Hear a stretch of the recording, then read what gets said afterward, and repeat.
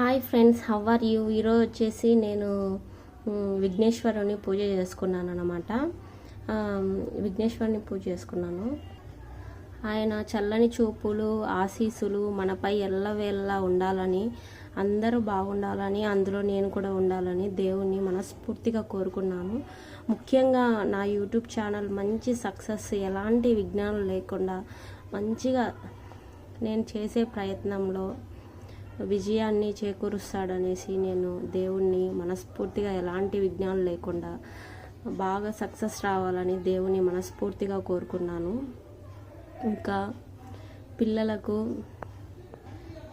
పిల్లలు చాలా ఎంతో హ్యాపీగా విఘ్నేశ్వరుని తీసుకొస్తే గణేష్ పూజ అని పిల్లలు కూడా చాలా ఆనందంగా చేశారన్నమాట.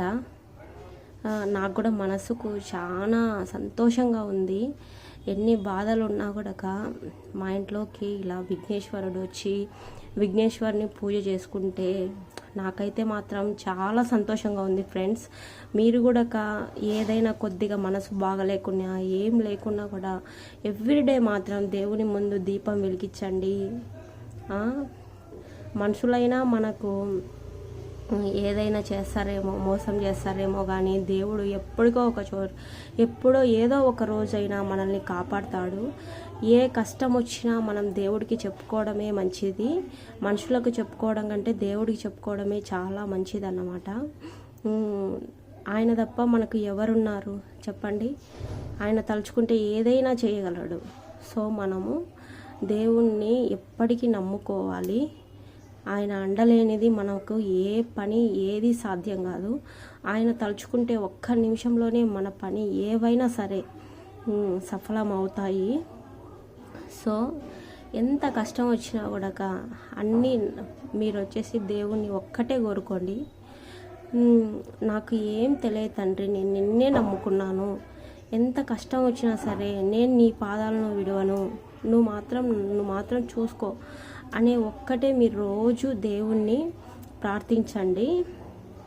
నెక్స్ట్ వచ్చేసి భగవద్గీత బాగా చదవండి. భగవద్గీతలో శ్లోకాలు చదవలేకపోయినా కూడా అర్థాన్ని అయినా చదవండి, చాలా మంచిది. ఆ బుక్ చదవడం వల్ల మనిషిలో చాలా మార్పు వస్తుంది.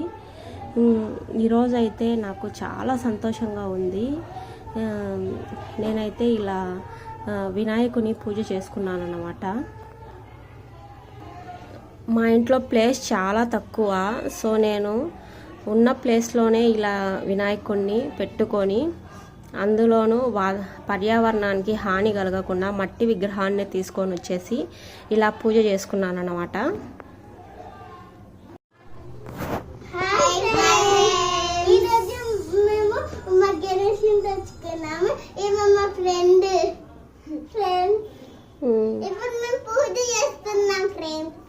ఏ మొక్కున్నావు నాన్న? ఏ మొక్కున్నారు దేవుణ్ణి?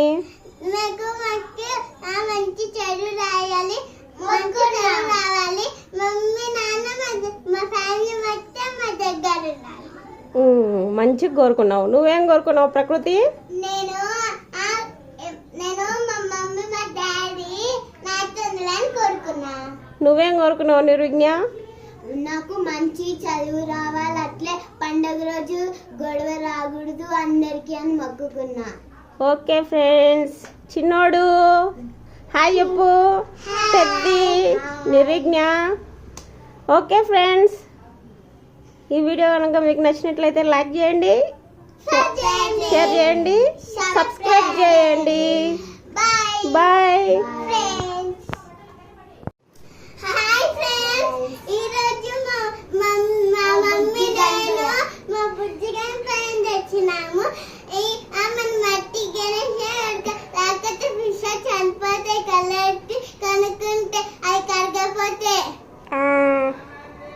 స్వామిని ఏం కోరుకున్నావు నాన్న?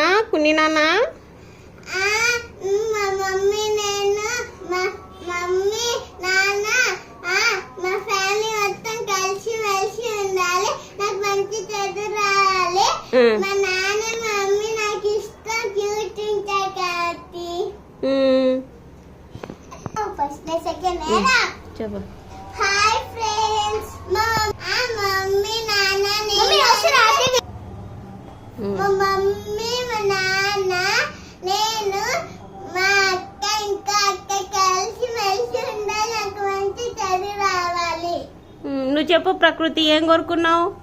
నేను పెద్ద అయినాక మంచి జాబ్ చేసి మంచి జాబ్ చేసిన తర్వాత పెద్ద కార్ కొని ఇల్లు కొని డబ్బు సంపాదించి మా అమ్మ నాన్నలు మంచి చూసుకొని ఫ్యామిలీ మొత్తం నాకు ఇష్టం. అంతే. హాయ్ ఫ్రెండ్స్, నేను మా మమ్మీ నేను పెద్ద అయినాక మంచి చదువుకొని డబ్బు సంపాదించి పెద్ద ఇల్లుని కొని మా మమ్మీని మా నాన్నని మంచి చూసుకుంటా. ఈ వీడియో కనుక మీకు నచ్చినట్లయితే లైక్ చేయండి, షేర్ చేయండి, సబ్స్క్రైబ్ చేయండి.